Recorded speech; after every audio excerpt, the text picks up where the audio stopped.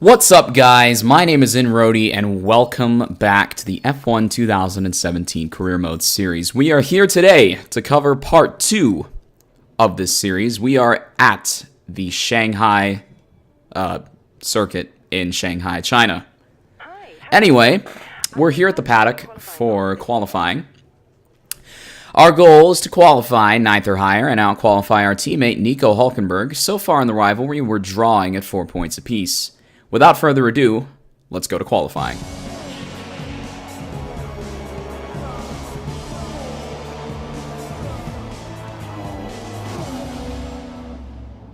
We'd like to welcome you from wherever in the world you join us today for this F1 qualifying session here in Shanghai, China. Now then, Anthony Davidson, you're not getting any younger, but you have been involved in your fair share of qualifying sessions in an illustrious 30-year career. How do you deal with the pressure when you have that one chance to deliver a perfect lap? It's not so much about dealing with the pressure, it's more about how you approach the risk, and just how much of it are you willing to take. You're constantly balancing the car on the edge of grip from braking, cornering and traction. And over the course of a lap, it's easy to get that balance wrong. And that's why achieving the perfect lap is almost impossible. As you say, I've been doing this 30 years now, and it never gets any easier. So our goal in... Okay, you should be able to get into the next qualifying session easily, so try to get a hot lap in early so we can save the tyres. Anyway, as Jeff rudely cut me off, yeah, that's really all we're here to do in Q1 is just go out on the track and just set a lap that'll get us into Q2. It's not really that difficult for us, obviously. So here we are, coming down the backstretch and breaking into this hairpin from 8th gear into 2nd gear. This is the first and only lap I ended up doing in Q1, and I believe it placed us somewhere in, well, into Q2. Anyway, coming around the final corner, we ran wide. I wouldn't call that a clean lap, but hey. 138.3 across the line, which puts us in P6. So yeah, that lap was good enough to get us into Q1. Into Q2, sorry. Only P12, but it's good enough. Let's go to Q2 now. So anyway, coming around for our first lap in Q2, just enjoy the sounds and sights, maybe. I don't know. Anyway, coming down into turn number 1, this is a tricky uphill right-hander that gets worse and worse the more you go. You see you're in 6th gear, and then you break down to 4th. Try not to run too far to the left, and then back to the apex in 3rd gear. Then to this left-hander, turn 2, back to the right. Normally you'll take that in 2nd gear. Maximize the traction on the exit, and you have yourself a transition onto the backstretch. This is one of my favorite parts of the track, but the car doesn't seem to like it. Our straight line speed and engine power aren't exactly there. Nonetheless, coming down into the hairpin once again. And that's a spot you'll often see guys lock up at, myself included. I made this mistake a few times.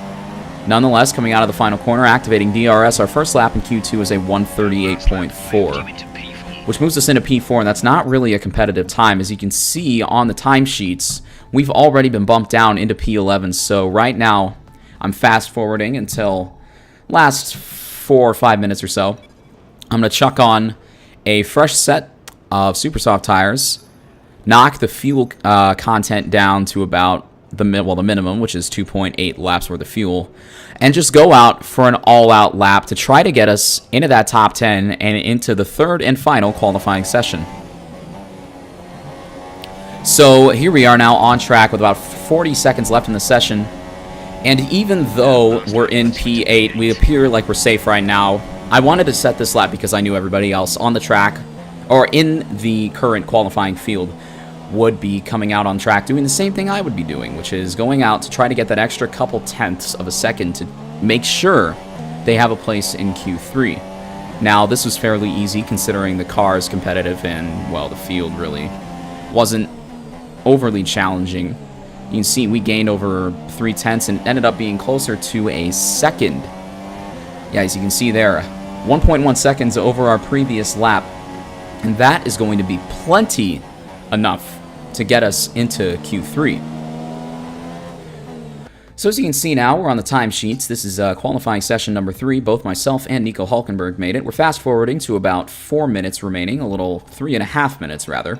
Gonna go out for one flying lap of the Shanghai International Circuit. You can see we've got about 3 laps worth of fuel on board the car. And this will obviously be our most crucial lap of the qualifying session, as it'll dictate where we start on the grid for the race on Sunday. So I'll walk you guys through this lap now. Coming up on the front stretch, DRS open, flying through the gears, 7th gear, shifting up to 8th, about 192 miles an hour as you brake from left to right down into turn number 1. 5th gear down to 4th, and then down to 3rd as you coast in towards that apex. Get on the gas early as you dare, and then brake down once again, about 55 miles an hour through this left-hander.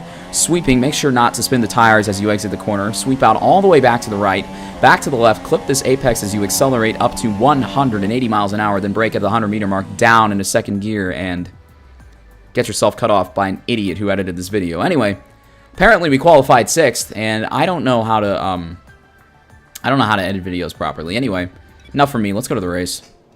Or, yeah, here's this. Hello.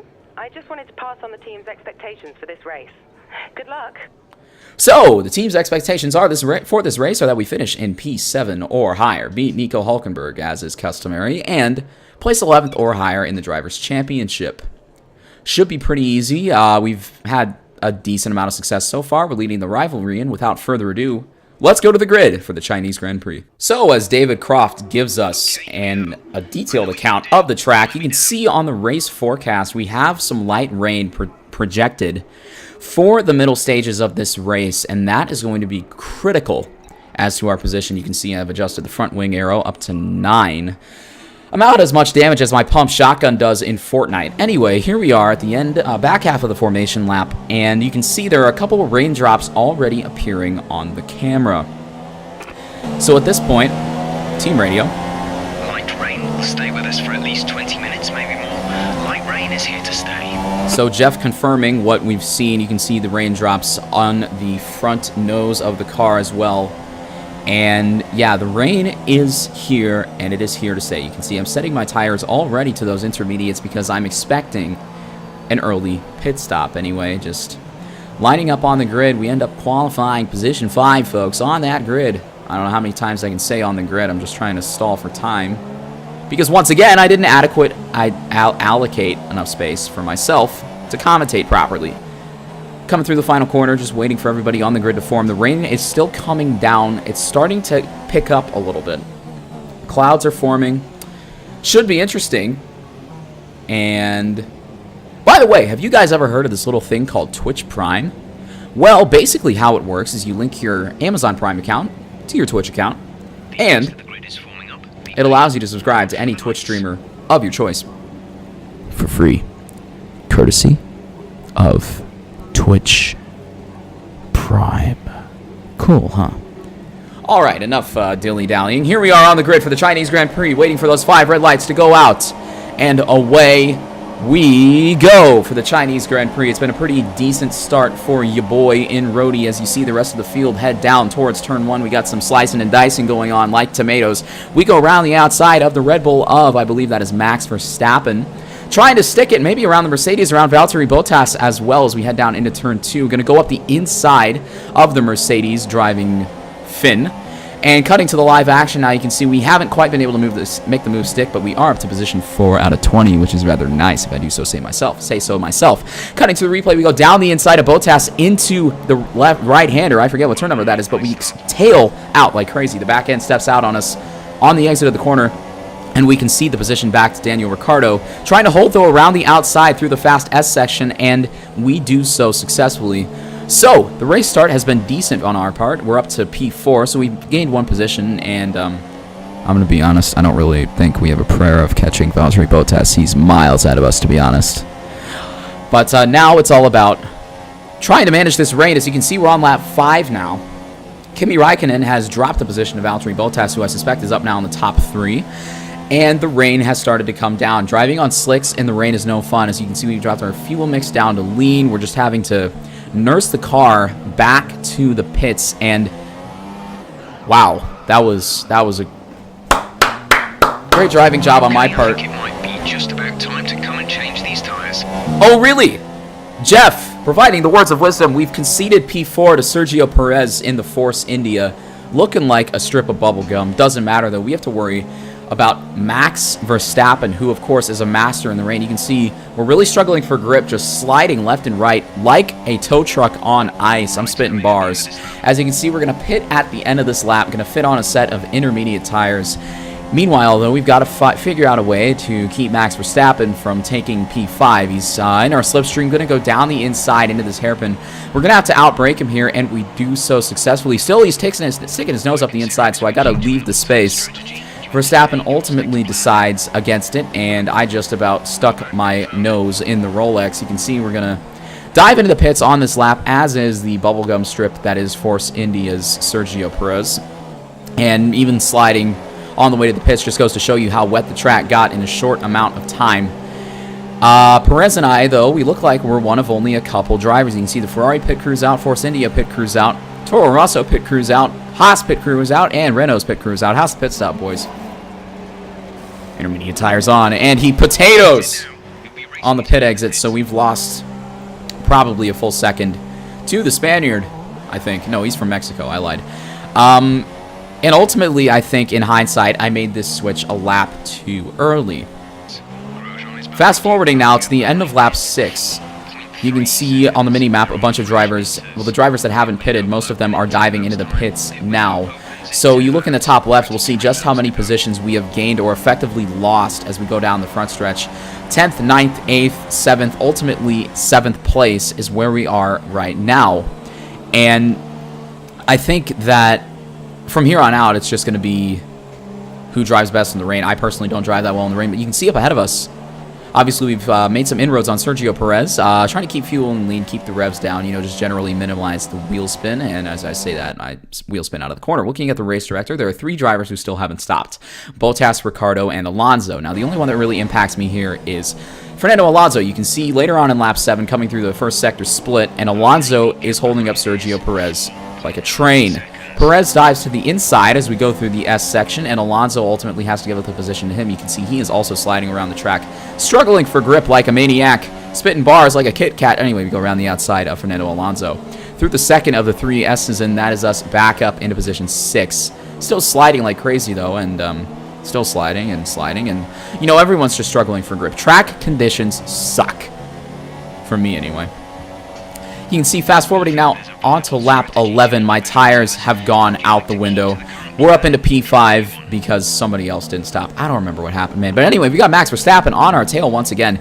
And I told Jeff, I said I was going to stop for new intermediates at the end of the lap. I didn't do that, but, you know, just modulating that throttle and still sliding around the track like a madman has allowed Max Verstappen to catch up to our rear wing once again. So we're going to have to suck up the fact that we have no straight line speed in our Renault-powered vehicle that is my car. Verstappen on our tail once again. We're going to hold the inside line, but he hits us up the back. Very painful indeed. We're going to stick it down the inside. Verstappen, though, goes around the outside and somehow, with a presumably damaged front wing, decides he can make the move stick. Us, though, fishtailing a little bit on the exit. We're going to have to go for a counter move. We get a nice run on the T-winged Red Bull driver through the final corner. And we're going to chuck it up into rich revs, screw fuel management. We're going to go down the front stretch in the slipstream and look for that dive bomb that I've become so fond of. Down into turn number 1, trying to outbrake the Dutchman, and ultimately we make the move stick. So for now, we've held on to position number 5. And hopefully, you can see Sebastian Vettel is now giving Max Verstappen a rear mirror full of his red Ferrari machine. And fast forwarding to the back half of lap 13, you can see Vettel has made the overtake on Max Verstappen, but now he's got his sights set on us. You can see I'm still finding ways to gloriously mess up this sweeping right-hander that leads you on to the 1 kilometer long backstraight. You can see our tires are absolutely shot, looking like some orange crush. Vettel's going to get a run on us even before the DRS line. Of course, DRS being inactive. We're going to have to chuck it up into rich revs, try to fake an overtake down the inside. Vettel, though, holding that inside line very well. We're going to have to hold around the outside, trying to be the last of the late breakers here, just trying to not to lock up and send ourselves on the escape road. Vettel, though, squeezes us a little bit, and he's going to take P5 for the time being, but we're not going to back down. Oh, no. In the slipstream, we're going to try to stick it down the inside through the final corner. Voice cracks aside, we squeezed Vettel out, but, you know, I mean, he did it to us. It was only fair. That's us, once again, holding off P5 from a Red Bull and Ferrari. That's pretty impressive. Lap 14, side by side with Vettel once again. Down the backstretch into the hairpin. Vettel actually makes contact with us side by side, folks, once again.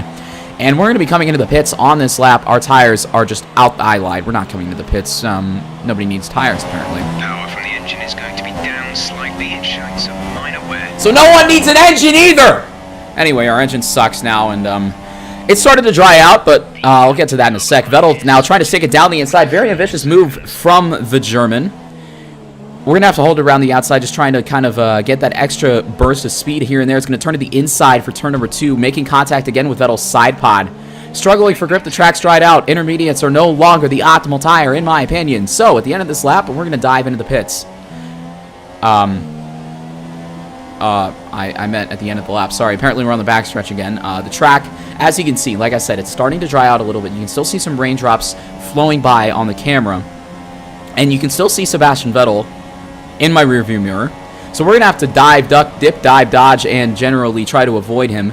He goes around the outside as we go to this hairpin, once again locking up the front tires. He's going to still hold it through the exit of the corner. Fishtailing like crazy we are, and ultimately I'm just going to stick to the outside. Vettel gives us a little touch on the side as we go down into the pits, and in hindsight for this one, I did stop a lap too early. You can see diving into the pits, the track is still soaked. It's still sprinkling a little bit, but I saw the racing line driving up and I said, screw it, what do I have to lose? If I pull this off right, I'm going to look like a genius. So I pitted on lap 15 going to lap 16. We're going to fit the set of medium tires, which I also didn't think all the way through. Anyway, this pit stop and exit is a little bit better that time. 2.8 seconds on the clock. And now our job is just to not slide out of the pits. Oh no. We slid out of the pits, and we're just struggling for grip overall at the moment. I mean, not the smartest strategy call by your boy. I should have stopped for soft tires. I decided to pick the mediums because I'm not exactly the best at overall tire management. The McLaren driver up ahead of us, Stoffel Van Dorn, one of many drivers, in fact everybody else in the field, still on the intermediate tires. Now fast forwarding to the later part of lap 16, you can see Nico Hulkenberg has pitted along with virtually everyone else in the field that has yet to stop. So coming through the final corner, we're once again going to be able to see exactly how many positions we may have made up or lost. And you can see we're ultimately going to end up in P6 for the time being, but we're in front of Sebastian Vettel. Daniel Ricciardo ahead of us has screwed himself over by not stopping with the rest of the field, although I suspect Max Verstappen had something to do with that. Lap 20 now. We're just going along trying to catch Sergio Perez in P4 when all of a sudden this happens. Safety car is deployed. So, we have a virtual safety car. I have position 4 free for the taking. Perez is out of the race. I never really found out why. Knowing it's F1 2017, it was probably just an engine failure.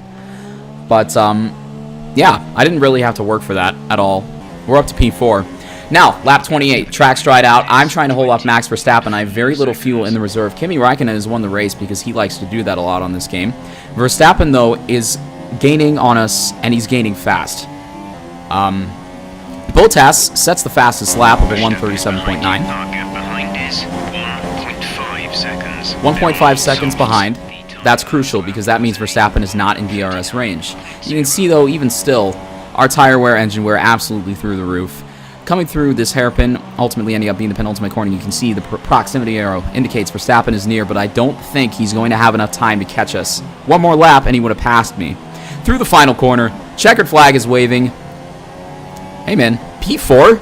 That's solid. Alright, race over. Take care of the car on the way in. Here they come now, out onto the podium. Wherever you go, anywhere in the world, the prancing horse flags are dominant in the grandstands, and they're out in force again today.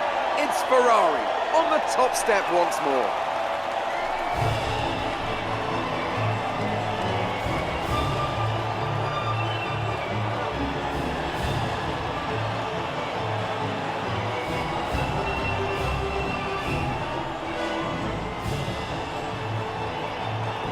So then, it's time to see how this result affects the Drivers' Championship. It's a good result for Kimi Räikkönen, who extends his advantage at the top of the championship. Now then, Anthony Davidson, who was your driver of the day?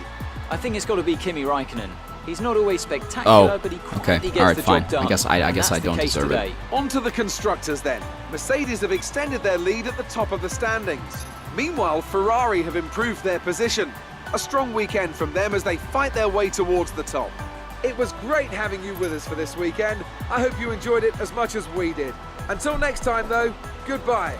P4 in the Chinese Grand Prix, very solid result, and it's very promising for our future races, including Episode 3 of this series, where we'll be heading off to Sakir for the Bahrain Grand Prix. But until then, my name's nroadie. Hope you enjoyed the video. Like it, subscribe if you did, but for now, I'll see you guys in the next one. Bye-bye.